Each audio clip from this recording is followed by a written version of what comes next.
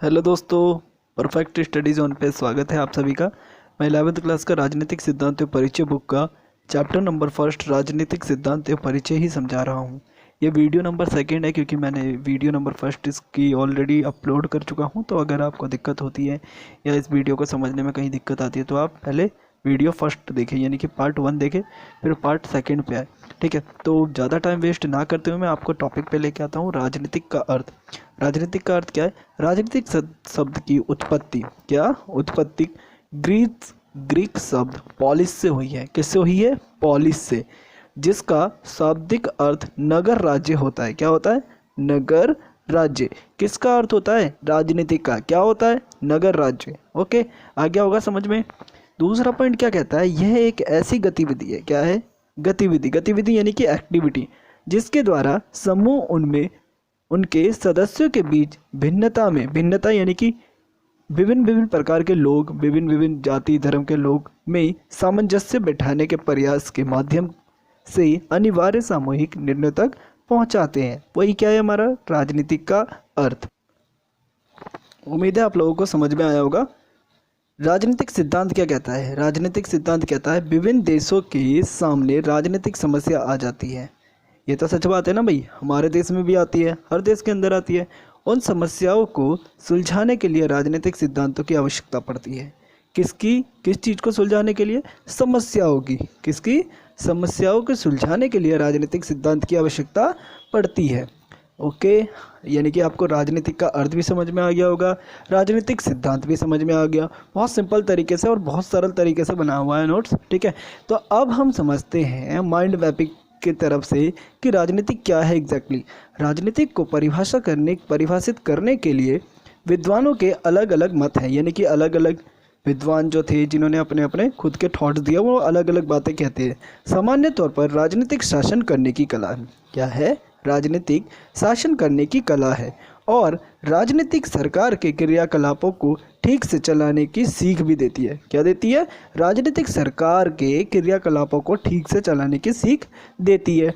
ये कैसे हुआ? मान लेते हैं कि मेरी पार्टी है ना, और यहीं एक दूसरे बंदे की पार्टी है। अगर मैं अपने कामों को ठीक से नहीं करता तो जो दूसरे बंदे की पार्टी है, यानी कि मैं मान लेता हूँ मैं ए हूँ और ये बी है। ठीक है, तो मैं इस समय सत्ता में हूँ, यानी कि मेरी सरकार है। अगर मैं किसी भी काम को अपने अकॉर्डिंग करता हूँ और हो सकता है इसके अंदर मेरे को लगता है कि कुछ चीज़ें गलत है, लेकिन मैं उस गलती को गलत नहीं बता रहा हूँ, तो ये जो सामने वाला बंदा है ना बी, ये मेरी गलतियाँ ढूंढेगा। तो ये किसकी वजह से हो पा रहा है? ये भी हो पा रहा है किसकी वजह से? राजनीतिक की वजह से। ठीक है, पॉइंट 4 क्या कहता है? आइए समझते हैं। राजनीतिक प्रशासन संचालन के विवादों का हल प्रस्तुत करती है। क्या? राजनीतिक प्रशासन संचालन के विवादों का हल प्रस्तुत करती है। ये कैसे? क्या है इसके अंदर? क्या समझ में नहीं आ रहा? देखते हैं। राजनीतिक प्रशासन संचालन के विवादों का हल प्रस्तुत करती है, यानी कि प्रशासन के अंदर हो रही गतिविधि, यानी कि जो भी समस्या आती है वो भी कहाँ से सॉल्व होता है? राजनीतिक से होता है। किससे होता है? राजनीतिक से। राजनीतिक भागीदारी करना सिखाती है। क्या सिखाती है? राजनीतिक हमें भागीदारी करना सिखाती है। लेकिन आम व्यक्ति का सामना राजनीति की परस्पर विरोधी छवियों से ही होता रहा है। किससे होता है? विरोधी से। किससे होता है? विरोधी छवियों से होता है। ठीक है, तो ये राजनीति का टोटल जो भी चीज़ें हैं, उम्मीद है आप लोगों को समझ में आ गया होगा। ठीक है, तो हम आगे मिलते हैं पेज नंबर 2 पे। ये जो पार्ट 2 है, पार्ट 2 का पहला पेज है। ठीक है, इससे पहले भी मैं पार्ट 1 डाल चुका हूँ। अगर समझ में नहीं आया हो तो आप ब्रीफली वहाँ से समझ सकते हैं, और आपको जो पूरी तरीके से समझाया जा रहा है वो इस वीडियो में समझाया जा रहा है। ठीक है, आइए सर, अब हम पढ़ते हैं राजनीतिक के विचारक। कौन? विचारक। विचारक यानी कि जिन्होंने आइडियाज़ दिया, अपने अपने पॉइंट रखे हैं। ये वो लोग हैं जिन्होंने अपने अपने देश की राजनीतिक सिद्धांत दिए हैं, जिन्होंने अपने अपने देश को राजनीतिक सिद्धांत दिए हैं, जैसे सुकरात, प्लेटो, अरस्तु, चाणक्य, महात्मा गांधी आदि। ये चीज़ मैंने पहली वीडियो पार्ट 1 में भी समझाया हुआ है और यहाँ भी समझा दिया, यानी कि पार्ट 1 और पार्ट 2 मिक्सअप है। ध्यान से देखिए, ध्यान से समझिए, उम्मीद है समझ में आ जाएगा। राजनीतिक के बारे में आम जनता के विचार। अब आम जनता तो आम की तरह तो नहीं होती ना, लेकिन आम जैसे उन्हें बुद्धू बनाया जाता है, मतलब आम जनता को आम बनाया जाता है। ठीक है, तो आम जनता राजनीति के बारे में क्या समझती है ये भी देख लेते हैं। कुछ लोग राजनीतिक को बेकार बताते हैं। क्या बताते हैं? बेकार बताते हैं।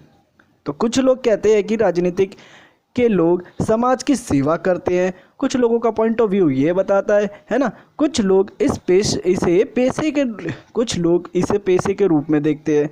क्या देखते हैं कि भाई इस बंदे का तो ये पेशा है, कि ये राजनीतिक मतलब इसका ये क्या है, एक पेशा है। कुछ इसे झूठ, फायदे, घोटाले आदि की नज़रों से देखते हैं। किससे देखते हैं? मुझे देखते हैं? अरे नहीं साहब, किसे देखते हैं पता है? राजनीतिक को देखते हैं। किसे देखते हैं? राजनीतिक को। आ गया समझ में? उम्मीद है समझ में आ जाएगा। अगर नहीं समझ में आए तो प्लीज़ आप मुझे कमेंट सेक्शन के अंदर बताएं, मैं उसे पर्सनली समझा दूंगा, ठीक है ना सर। ओके, नेक्स्ट आते हैं साहब। देखिए सर, नेक्स्ट जो क्वेश्चन है ये एग्जैक्टली है क्या, ये एक क्वेश्चन है और मैं क्वेश्चनों के आंसर दे रहा हूँ। तो हमारे लिए राजनीतिक सिद्धांत का अध्ययन क्यों जरूरी है? किसी भी व्यक्ति को मतदान करने के अलावा राजनीतिक विचारों और राजनीतिक संस्थाओं की जानकारी भी होनी चाहिए। अब भाई बहुत सारे लोग तो ऐसे हैं जिन्हें मतदान का फ़ायदा ही नहीं पता। तो पहली बात तो उन्हें फ़ायदा पता होना चाहिए तथा उन्हें मतदान के बारे में भी पता होना चाहिए। अब चलो मतदान के बारे में पता लग गया तो हमें ये भी पता होना चाहिए कि राजनीतिक विचार क्या है, राजनीतिक संस्था क्या है, इन सब चीज़ों की भी जानकारी हमें होनी चाहिए। और वो जानकारी कहाँ से मिलेगी? राजनीतिक से। कहाँ से? राजनीतिक से। दूसरा पॉइंट कहता है राजनीतिक सिद्धांत में व्यक्ति अपने अधिकारों के प्रति जागरूक होता है। That is a main point. कैसे? राजनीतिक सिद्धांत में व्यक्ति अपने अधिकारों के प्रति क्या होता है? जागरूक होता है साहब, ठीक है। पॉइंट 3 क्या कहता है? राजनीतिक सिद्धांत के अध्ययन के माध्यम से हम बहस, डिबेट, भाषण आदि प्रोग्राम में हिस्सा ले सकते हैं। ये तो खैर हमारे इंडिया के अंदर एक प्रथा चलती हुई आ रही है कि हम, या आप टीवी न्यूज़ के अंदर भी देख सकते हो, एक पार्टी ए का होता है, एक पार्टी बी का होता है। वो अपने फ़ायदे गिनवाता है, वो उसकी कमियां गिनवाता है। ये सब चीज़ें चलती रहती है। लेकिन इसे भी कौन समझ पाता है? जिस बंदे को राजनीति की अच्छी खासी नॉलेज होती है। तो ये पॉइंट 3 क्या कहता है? राजनीतिक सिद्धांत के अध्ययन के माध्यम से हम बहस यानी कि डिबेट, भाषण आदि प्रोग्राम में हिस्सा ले सकते हैं और राजनीति के बारे में सोचने पर मजबूर भी हो सकते हैं। लेकिन ये चीज़ें किसकी वजह से हो रहा है? तो ये है भाई राजनीतिक की वजह से। किसकी वजह से? राजनीतिक की वजह से। राजनीतिक सिद्धांत का अध्ययन सभी के लिए बहुत ज़रूरी है भाई साहब। अगर आप इंडिया के अंदर रह रहे हो ना, कहाँ रह रहे हो? इंडिया के अंदर, तो आपके लिए तो बहुत ज़रूरी है। क्या ज़रूरी है? राजनीति के बारे में जानकारी आपको होनी चाहिए, ठीक है। तो ये सब चीज़ें हैं, उम्मीद है आप लोगों को समझ में आया होगा।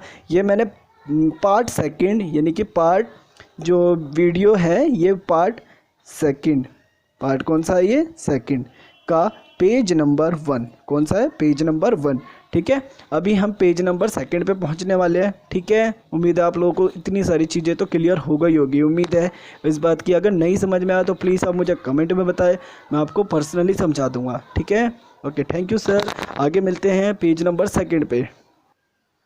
तो पेज नंबर ये 2 पे आ गए हैं हम। और ये जो पेज नंबर 2 है ये थोड़ा सा बड़ा होने वाला है क्योंकि इसके अंदर बहुत अच्छी चीज़ों को बहुत अलग अलग तरीके से लिखा गया है, ठीक है। ये मेरे द्वारा ही बनाए गए नोट्स हैं, ठीक है। तो आप प्लीज़ इसको थोड़ा सा ध्यान से देखें, ध्यान से समझें। अगर कुछ गलती हो गई होगी, हो सकता है मात्राओं में मिस्टेक हो, तो इसके लिए मैं माफ़ी चाहूँगा। ऑलरेडी पहले ही बता देता हूँ आप लोगों को, ठीक है। नेक्स्ट क्या कहता है? राजनीतिक सिद्धांत में हम क्या पढ़ते हैं? भाई क्या पढ़ते हैं वो तो अभी पता चलेगा ना क्या पढ़ते हैं, ठीक है। नेक्स्ट तो इसका आंसर क्या है? राजनीतिक सिद्धांत में हम जीवन के विभिन्न पहलुओं का अध्ययन करते हैं। कौन से पहलुओं का? तो सब जीवन के विभिन्न पहलुओं, विभिन्न मतलब अलग अलग पहलुओं के बारे में पढ़ते हैं, जैसे सामाजिक जीवन, सरकार और संविधान और स्वतंत्रता, समानता, न्याय, लोकतंत्र, धर्मनिरपेक्ष आदि, ठीक है। तो हम इन सब चीज़ों को पढ़ेंगे किसमें? राजनीतिक सिद्धांत में पढ़ते हैं, ठीक है। उम्मीद है आप लोगों को समझ में आ गया होगा। और मैं आपको एक चीज़ क्लियर कर दूं कि हमने अभी जिस चीज़ों के बारे में अंडरलाइन किया है, जैसे लाइक संविधान हो गया, स्वतंत्रता, समानता, न्याय, लोकतंत्र, धर्मनिरपेक्ष, ये सारे के सारे आपके इस बुक के चैप्टर भी हैं, ठीक है। तो इसमें कोई दिक्कत वाली बात नहीं है, आपको सारी चीज़ें क्लियर हो जाएंगी, ठीक है। नेक्स्ट आते हैं राजनीतिक सिद्धांत को व्यवहार में कैसे उतारना। व्यवहार मतलब हमारे रेगुलर डेज के अंदर या रेगुलरली इसको किस तरीके से अपने दिनचर्या में उतारना, ठीक है। तो इसके काफ़ी बड़े बड़े पॉइंट है, एक आधा क्वेश्चन भी है, ठीक है। देखते हैं। राजनीतिक का स्वरूप समय के साथ साथ बदलता रहता है ना। मानते हो ना इस बात को? बिल्कुल सर, मानना तो पड़ेगा ही, क्योंकि ऐसा हम देख रहे हैं कि राजनीतिक का जो स्वरूप है वो दिन प्रतिदिन हमेशा बदलता ही जा रहा है। अभी कुछ नए डिसीजन लिए गए हैं, हो सकता है कल को कुछ और नए डिसीजन लिए जाए, है ना। राजनीतिक सिद्धांतों जैसे कि स्वतंत्रता और समानता को व्यवहार में उतारने का काम बहुत मुश्किल है। नहीं आया ना समझ में? देखो कैसे, जैसे यानी कि राजनीतिक सिद्धांत जैसे कि स्वतंत्रता और समानता को व्यवहार में उतारने का काम बहुत मुश्किल है। हमारे यहाँ पे स्वतंत्रता पूरी तरीके से मिली हुई है, क्या समानता भी मिली हुई है? नहीं साहब, आज भी कहीं ना कहीं ऊंच नीच का बहुत बड़ा फर्क देखा जाता है। ठीक है, हमें अपने पूर्वाग्रहों का त्याग करके इन्हें अपनाना चाहिए। किन्हें अपनाना चाहिए? स्वतंत्रता को और समानता को। स्वतंत्रता तो हर कोई अपना लेता है, बात किस पे अटक जाती है? समानता पे। ठीक है, राजनीतिक सिद्धांत के अध्ययन के द्वारा हम राजनीतिक व्यवस्थाओं के बारे में अपने विचारों तथा भावनाओं का परीक्षण भी कर सकते हैं। क्या कर सकते हैं? अपने भावनाओं के परीक्षण भी कर सकते हैं। ठीक है, अब नेक्स्ट देखते हैं। हम ये समझ सकते हैं कि सचेत नागरिक ही देश का विकास कर सकता है। कौन कर सकता है? सचेत नागरिक। अब सचेत जिसे सारी चीज़ें समझ में आए, या जिसे सारी चीज़ों के बारे में नॉलेज हो। ठीक है, नेक्स्ट देखते हैं। नेक्स्ट क्या कहता है? राजनीतिक सिद्धांत कोई वस्तु नहीं है। क्या है ये? कोई वस्तु नहीं है, यह मनुष्य से संबंधित है। किससे संबंधित है? मनुष्य से। किससे? मनुष्य से। उदाहरण के लिए समानता का अर्थ सभी के लिए समान अवसर है। क्या है? समान अवसर। किसका?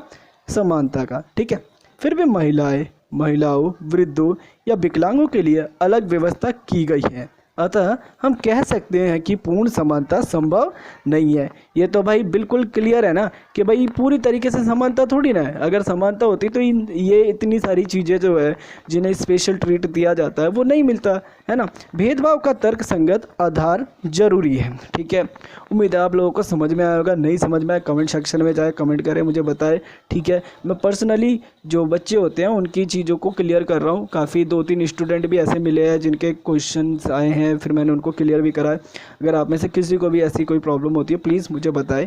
ठीक है, अब आते हैं जरा राजनीतिक का जन्म किस तथ्य से हुआ। क्या? राजनीतिक का जन्म किस तथ्य से हुआ?